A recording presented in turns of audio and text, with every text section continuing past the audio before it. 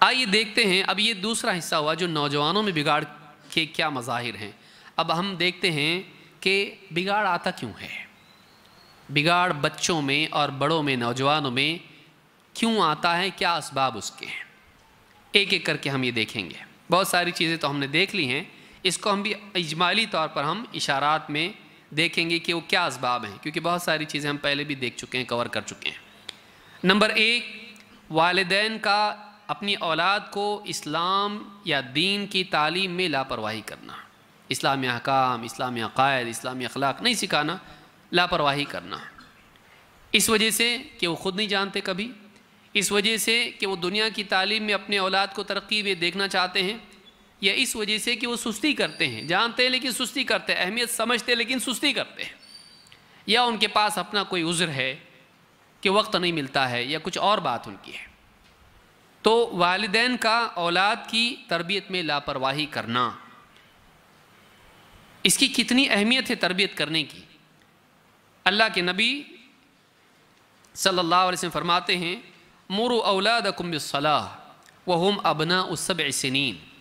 اپنی اولاد کو نماز سکھاؤ جب وہ 7 سال کے ہو جائیں، واضربوہم علیہا وہم ابناء 10، اور 10 سال کا ہونے کے بعد بھی اگر وہ نماز نہ پڑھیں ان کو سزا دو، مارو، ان کو پیٹو، ویسا نہیں جیسے زخمی کر کے پیٹنا ہوتا ہے، ہلکی مار مارو۔ وَفَرِّقُوا بَيْنَهُمْ فِي الْمَضَاجِعِ، اور ان کے بستر الگ کرو، تھوڑے سے بڑے ہو جائیں، 10-12 سال کے، 10 سال کے ہو جائیں، ایک بستر میں ایک چادر میں نہیں سونا چاہیے۔ بچے بعض اوقات غلطی کرتے ہیں، خصوصاً جب وہ میڈیا کے دور میں ہوں، زیادہ غلطی کے چانسز ہیں، تو بچوں کو کیا کرو، ان کے بستر الگ کر دو۔ تو یہاں پر آپ دیکھیں گے کہ اللہ کے نبی صلی اللہ علیہ وسلم بتا رہے ہیں 7 سال کا ہوا نماز پڑھا، نماز سکھاؤ اس کو، پہلے پٹائی مت کرو، پہلے ڈانٹو مت، پہلے سکھاؤ، پھر 10 سال کا ہو جائیں، 3 سال تک اس کو بول رہے نماز پڑھ، نماز پڑھ، نماز سکھا رہے، نصیحت نصیحت، ترغیب ترغیب ترغیب، 3 سال ہو گئے، اب 10 سال کا ہو گیا، تھوڑا بڑا ہو گیا، تھوڑی مضبوطی آئی اس کے اندر، سمجھ میں تمیز اس کے اندر پیدا ہو گئی، اس سے بھی آگے نکل گیا، اب بھی نہیں پڑھتا، اب اس کو کیا کرو، سزا دو، سزا دو۔ اور اب اس عمر میں پہنچنے کے بعد اب اگر کئی بچے گھر کے اندر ہیں، ایک بستر پہ ایک چادر میں نہیں سونا چاہیے، ان کے بستر الگ کر دو تاکہ جنسی غلطیوں میں وہ مبتلا نہ ہوں، کوئی ایسی غلطی نہ کریں جو ان کے لیے اخلاقی اعتبار سے غلط ہو۔ یعنی بچوں کی نگرانی کرنا چاہیے والدین نے، عمر کے اعتبار سے دھیان دینا چاہیے، 7 سال کا ہوا، 10 سال کا ہوا، یہ چیز عبادات اخلاقیات دھیان دینا چاہیے۔ نمبر 2، حلال و حرام کے معاملے میں تنبیہ، بعض اوقات نہیں کرتے ماں باپ، کیا حلال ہے کیا حرام ہے، چلتا سب، گھر میں معلوم بھی نہیں ہوتا بچوں کو کہ کیا حلال ہے کیا حرام ہے، عبادات کے بارے میں معلوم نہیں ہوتا، اخلاق کے بارے میں معلوم نہیں ہوتا، نہیں سکھاتے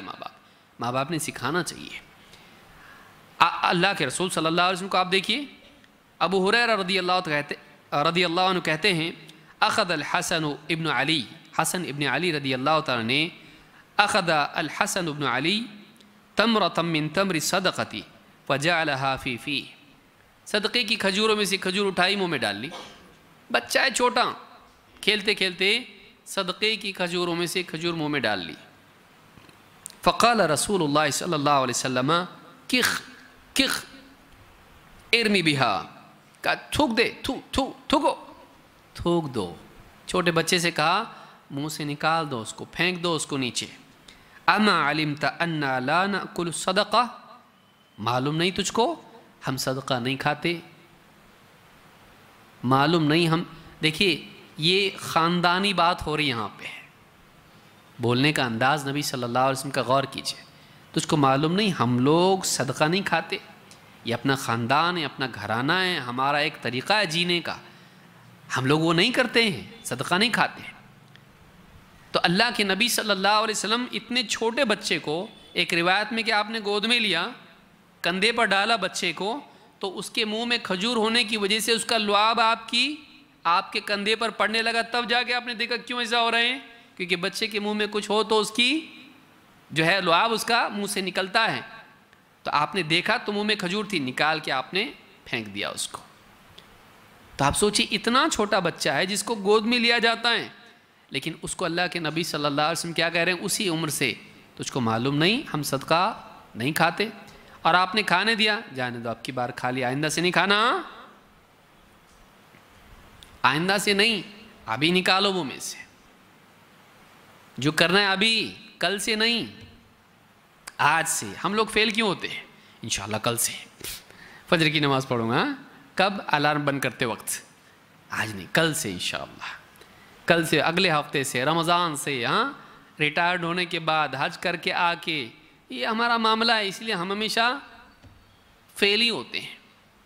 ابھی نکالو منہ سے، نہیں، تجھ کو معلوم نہیں۔ ایک تو اس وقت کی غلطی کو صحیح کرنا، دوسرا یہ کہ اس کو بتانا ہم ایسا نہیں کرتے، ہمارے گھر کا رواج ایسا نہیں ہے، ہمارا گھر ایسا ہونا چاہیے۔ بیٹا ہم لوگ جھوٹ نہیں بولتے ہیں، بیٹے ہم لوگ چوری نہیں کرتے ہیں، اپنا گھر ایسا نہیں ہے۔ وہ گالی دیتا ہوگا، دوستوں کا تو سیکھ کے آئے گا، اپنے گھر میں ایسا نہیں چلتا ہے۔ دیکھا تو کسی کو ایسا کرتے ہوئے؟ اپنے گھر میں نماز نہیں چھوڑتے،